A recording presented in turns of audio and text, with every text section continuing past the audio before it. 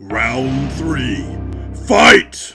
I want you guys to give me a quick 1 through 10 on how good my Mortal Kombat announcer voice was for the first few seconds there. But in today's video, we are going to break down Goku vs. Superman Round 3. Now, this is something that many of you guys have recently requested me to do in your previous comments on my more recent videos, as you guys want me to share my thoughts on Goku vs. Superman. And to be honest with you guys, before we get into the information and what we think about the conclusion of the fight, I want to give Death Battle, or Screw Attack, because that used to be their previous name, credit in saying that visually, this was awesome, and from an entertainment point of view, this was also awesome. So, in terms of the actual best fights that they've put together, like at the end, where they actually animate the characters battling, this was far better than the first two, and it would make sense because technology has improved exponentially every single year since the first two initial fights, so as a result of it, it would make sense why this one would look the best.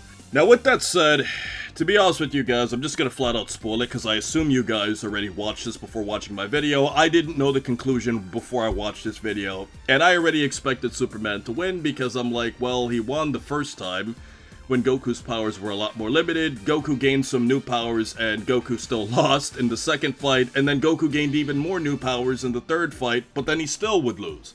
Now, as an extremely important post-edit, it's imperative that I share the fact that it was very predictable to know that Goku was going to lose this time, because for both his Mastered Ultra Instinct state and his True Ultra Instinct form, Goku hasn't fully perfected Mastered Ultra Instinct yet, and considering the fact that somebody like Frieza also exists in the universe that would probably even put up a better fight against Superman at this current point in time, it's like, wow, Goku can't even beat certain mortals in his own universe, so what chance does he have against this super godly Superman? And at this point in time, I'm just going to be brutally honest with you, it just feels like a cash grab. They know that, you know, every single time they wait for Goku to gain X amount of new abilities, you know, people are going to be hyped up for a new Goku versus Superman fight. And what's going to happen is that they're going to battle it out, Superman's going to win, and then you're just going to basically wait for more Dragon Ball to exist, for Goku to gain more things, for Goku to have a better shot, to give fans hope that Goku's finally going to beat Superman, and then he's going to lose again. And obviously, Goku is a king in the anime universe, Superman is a king in the Western comics universe, and as a result of it, every time you put these two characters together, you're never going to fail financially in attracting the attention of two massive fan bases from completely different parts of the world. And the fact that there's also crossover, because let's not act like there aren't people in Japan that love Superman and there aren't people in America that love Goku, but that's besides the point. This is clearly just a marketing thing at this point, unfortunately, and even though it's entertaining, let's break down some of the things that I noticed as I was watching this. Now, I tried not to be too critical, because I don't want to be like one of those anime fans that has a stick so far up their ass that they're gonna nitpick every little detail, because obviously, when you watch Death Battle, they're obviously doing this for entertainment purposes. They even made clear near the end of the video where you can interpret this battle in a totally amount of different ways. But when they were referring to Zenkai Boost, they were talking about the fact that, you know, when Saiyans get injured, and they can survive that major injury, they come back stronger. Now, one thing that I felt like they should have mentioned in addition to this is something that's very, very key, is Zenkai boosts have really just become a theoretical talking point of Dragon Ball at this particular point in time. Zenkai boosts were really like a plot device that was really used throughout the Namek arc to power Saiyans up, because Toriyama didn't have any time where, like, they could train, except Goku, obviously, because Goku trained on the way there, but for characters like Gohan, and for characters like Vegeta, he had to figure out a creative way for them to get stronger, in addition to the fact that Vegeta was also talking about it, you know, when he fought against Dodoria, because when Vegeta went back to, or shall I say, when Vegeta went to planet Namek, Toriyama wanted Vegeta to be stronger than what he was on Earth. So there's no better way to do it, because Vegeta doesn't have time to train, by saying we will introduce this concept that every near fatal injury Saiyans will get stronger, which is why throughout all of the battles on Namek, Goku, Gohan, and Vegeta continuously got more powerful. Now, for other characters, Toriyama had to be creative, like, he has to have Krillin get his abilities unlocked by Guru, and for Piccolo, he has to fuse. But for the Saiyans, that was an integral part of them getting stronger, because without Zenkai Boost, they would have stood no chance against these more powerful characters, without extreme training, which only applied to Goku. As a result of that, the last time we really saw a real confirmed Zenkai Boost in the original series was Cell, because Cell brought back that whole idea of Zenkai Boost, and Zenkai Boosts were kind of just not mentioned. You know, Cell brought it back when he exploded and effectively turned into what we would call Super Perfect Cell, but you can go throughout Dragon Ball history, you could go through the future timeline with future Gohan, future Trunks, all of this. There are many times where Saiyans should have gotten a theoretical Zenkai Boost and nobody mentions it. So it's just a situation of they get stronger and it's just not acknowledged, or the show just moved away from that. So I feel like that point on Zenkais really needed to be emphasized, because in modern Dragon Ball times, Zenkais aren't really mentioned, with the exception of Ultra Ego Vegeta, because his form in itself is kind of a Zenkai Boost on crack. You know, if you go back and you reread the manga, and I'm trying to speed through a lot of details here. I'm not trying to go too in-depth because there's a lot of things to talk about, but I feel like mentioning how Zenkais are treated in modern Dragon Ball times was something that needed to be mentioned. And they also brought up another point about God Ki, healing. And just like Superman, Goku has something in common with him, which goes back to something I've talked about with the whole canonicity of Dragon Ball, where canon is an evolving creature that morphs and shapes and duplicates itself into new forms. Like, to have one set Dragon Ball canon, most Dragon Ball fans have admitted the core canon of Dragon Ball effectively died years ago. Dragon Ball just evolves in whatever direction that it wants, and there are still some people who don't want to accept this truth, and I've already made a whole video explaining this in depth, but the point that we're trying to get at is, there are certain versions of Goku that have done certain things, and there's certain versions of Goku that haven't. And one key example would be one of Goku's most iconic techniques, the Dragon Fist, which is a technique that was used in Wrath of the Dragon to defeat Hirudegarn, and it's also been used in Dragon Ball GT, which are two aspects of Dragon Ball that people wouldn't consider canon. So is Dragon Fist a canon technique? You see what I'm saying? You have to start getting into these things, and we bring all of this up to bring up the point that they made about Goku being able to heal, which is something that Goku was able to do in Dragon Ball Super, but when you look at later battles, very similar to what we had with Zenkai Boost, Goku just doesn't heal in his God form anymore, and there are many instances against certain characters that it would have been very important and very helpful for Goku to heal himself using his Super Saiyan God form, but as we've said before, sometimes Dragon Ball just kind of forgets abilities. I mean, you can go back to Planet Namek where Goku can read Krillin's mind when he touched his forehead. You know what I'm saying? Like, there are many different abilities that, like, might be teased in Dragon Ball that just kind of get lost behind the scenes. And that's something that I feel really needs to be taken into account when you're using a more recent version of Goku, because Goku's not like a composite of everything before. Goku is more like an evolution of certain directions of quote-unquote canon that got him to this point, which I know sounds like jargon, but you guys understand where I'm getting with this. Like, it's not like Goku's a composite of every ability. It's like certain things get forgotten, certain things aren't canon, certain things morph, and because Dragon Ball is such a massive series, things just get complicated, very similar to Superman, where there's so many different versions of Superman. But then when we go on to another point here where they talked about the fact that Sensu can regenerate lost limbs, this is something that we could also take into account, because we have to remember that Moro has the ability to heal himself because of the fact that he can absorb the abilities of characters that can heal. So let's not forget that main fact about Moro and his healing ability itself, when he can take Piccolo's ability, also combining it with 7-3. So that's something that we also have to take into account. But when we also look at Sensu beans from before, there's never been any direct evidence of a Sensu bean giving a character an ability to regenerate a limb. In fact, if you look at the original manga in chapter 397.5, because I've always have to reference this manga chapter to refer to the history of Trunks every single time I've made a video, so I actually have this entire chapter memorized by number.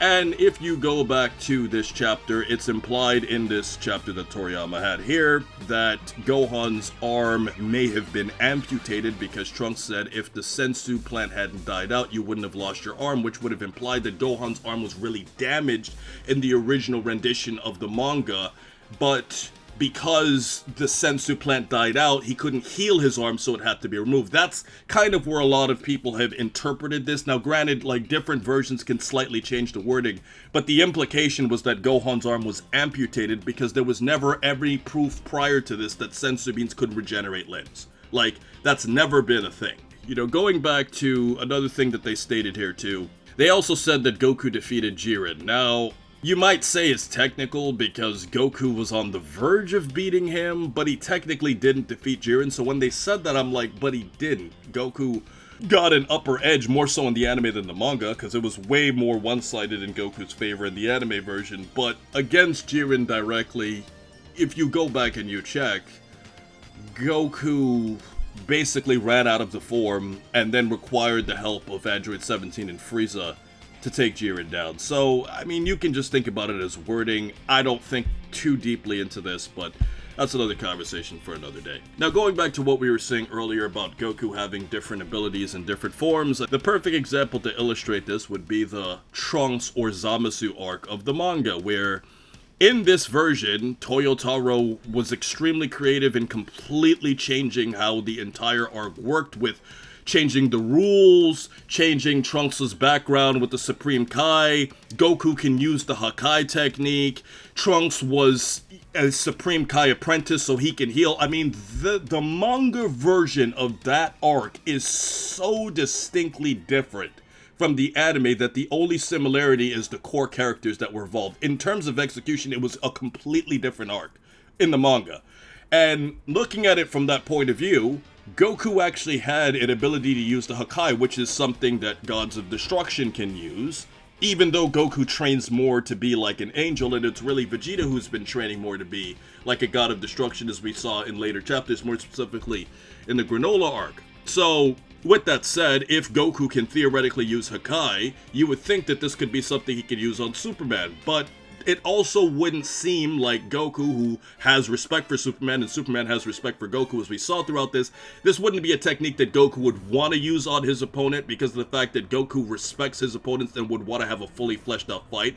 So it wouldn't seem in character for Goku to use a technique that would completely erase his opponent. But it's important to mention this, because when you look at a character like Superman, who was stated by Death Battle, Screw Attack, that he can survive being erased, well, then you have a character that is just so godlike that you can't really do anything with them, because it's kind of like, well, Zeno's key thing is that he can't really fight, but he can just erase you from existence, so it doesn't really matter how strong you are, he will always exist and he can just erase you.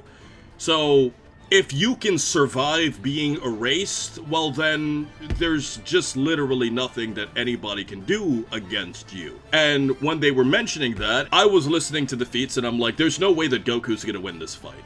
I was listening to it and I'm like, Goku is going to lose this. I'm like, there is no way that Goku is going to win this fight. And when I'm like, and I'm just waiting, and as they were talking about these ridiculous feats that Superman had that just make Goku's feats, I mean, even though Goku has amazing feats, it's just like, bro, like, Goku can't, like, compare to this, man. Like, some of these things that they're saying about Superman, it's like, with all his martial arts training and Zenkai boosts and training with all of these legendary divine masters in the universe, it's like, come on. And when you pay attention to how they were presenting the information, it was kind of like they were preparing you to accept the fact that Goku was gonna lose. So going into this video, I knew Goku was gonna lose. And listening to their information, I also knew that Goku was most likely gonna lose. Because I'm like, dude, if they make Goku win after giving Superman an entire speech on how awesome he is, there's no way Goku's gonna win this. And he didn't. And I give Screw Attack credit, because for the most part, they did use very accurate information from more legit sources. And even though they did mention Dragon Ball Heroes, which I felt was unnecessary, I do feel like they were just kind of doing it to just add more to what Goku can do. So I don't really think that was a major issue there. But when we got to the actual fight, I'm just sitting here with a water bottle and some chips, just literally with a water bottle and some chips, just watching the fight, and I'm like, yep, Goku's going to struggle in the beginning, he's going to go through all of his powerful forms, he's eventually going to get into Ultra Instinct, and then he's going to lose. And that's exactly what happened, and the entire planet exploded because of how powerful they were, but it didn't matter because, you know, in Death Battle, it's not supposed to be like a canon story or anything like that, and Goku ends up dead, but you can still see that he has respect for Superman, even though he's lost against him 3 times. Now, in the post-battle commentary, where they were talking about feats and stuff, you know, talking about the fact that Superman's not just like a brawler, he's not a brain-dead fighter, he actually knows how to fight and stuff, how he's been trained by Batman and Wonder Woman. I mean, that's great, you know, Wonder Woman is of divine origin and Batman's a very well-trained human, but it's like, when you really think about it, like, when you think about those as the masters you're using to give an example for Superman, like, how would Batman and Wonder Woman compare to people like, for example, Master Roshi as Goku's initial master? And then, as you evolve, you go into King Kai, and then you go into, you know, people like Whis, for example, which is a literal angel in the Dragon Ball universe that can beat pretty much anybody in the universe outside of other angels and, like, Zeno, and potentially Zeno's guards, because we've never seen what Zeno's guards are capable of doing. It's one of those situations where it's like, master-wise, Goku's masters completely destroy the masters that Superman has, so from a skill point of view, it's not even close.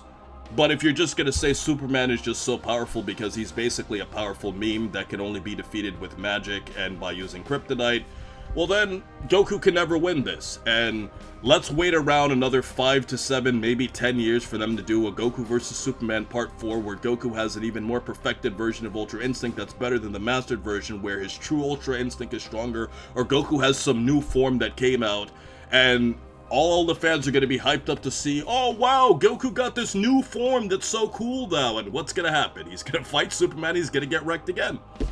It's just basically a tale at this point. At this point, guys, it's marketing, it's a good business decision. Wait every few years, redo a battle that everybody's going to pay attention to just to wait and see how much stronger Goku's gotten with this new form just to lose again. And that's basically the story. And ultimately, Screw Attack was right in saying that there are some versions of Superman that are so OP, and in a lot of ways this kind of reminds me of like the whole Sonic universe where there's certain versions of the Sonic characters that are so ridiculously powerful that we can't even talk about it. But ultimately, guys, I was very satisfied in watching this battle, but I kind of am indifferent to the ending because it's like, you've already done this twice, and I'm like, Goku hasn't done enough to overpower the ridiculous feats that Superman has in certain universes. And if you're trying to take characters at their best, well then, Goku can't win. And it's basically just like that. I mean, maybe you should do a fight Zeno versus Superman next and see who will win by that. And, you know, the funny thing about this, and I'll just leave this video with this that I think is funny. I also think it's hilarious, too, because based off of recency, you can argue that Goku's not even the strongest character in his own universe anymore. I mean, mortal-wise, you could argue that, but you can make a case that Gohan is stronger now. You know, Broly is untamed, but you can argue that he could be. And Vegeta recently beat him, so, at least as far as superheroes concerned, so, looking at it from that point of view, Goku's peers are around as powerful as he is. Like, the gap between Goku and everybody else, it's not like older Dragon Ball, like when, you know, Screw Attack originally came up with these death battles of Goku, you know, the gap between Goku and his, I guess you could say his peers, was bigger back then, even though Vegeta was closing the gap. You know, it was a bigger gap back then, but now Goku legitimately has those characters, plus even potentially Piccolo, that are all in his realm of how powerful he can be. And as a result of it, combined with the fact that there are gods in the Dragon Ball universe that are stronger than Goku, there are, you know, angels and Zeno and all that stuff, it's like, Goku has kind of shrunk in his role as being this dominant character from Universe 7. He ain't that OG Goku where you all tilt your head up high at him because he's just way better than everybody. Like, those days are kind of over. It's kind of more like a unit now of all these powerful characters, whereas Goku was always ahead, at least in certain points, because let's not act like Goku always was, because there was the Android arc where Gohan surpassed him. But you're getting my point here, guys. You know, They could have used Gohan for this fight, they could have used Piccolo, but at the same time though, it wouldn't sell as well. And they also don't have Goku's skills and abilities, so for a full-out fight, Goku would just make more sense with things like instant transmission stuff, even though Vegeta technically has instant transmission. But overall, guys, this has been my thoughts on how this round 3 of Goku vs. Superman went. Thought it was entertaining, but it wasn't shocking at all. But as a post-edit, here's a final question for you. Considering the fact that Goku has already lost to Superman 3 times now, which Dragon Ball character do you think can actually defeat Superman at his strongest, considering the fact that Goku's not even the strongest mortal in his own universe anymore? But remember this, no matter who wins, the fans will never be happy. And if fans aren't happy, no one is.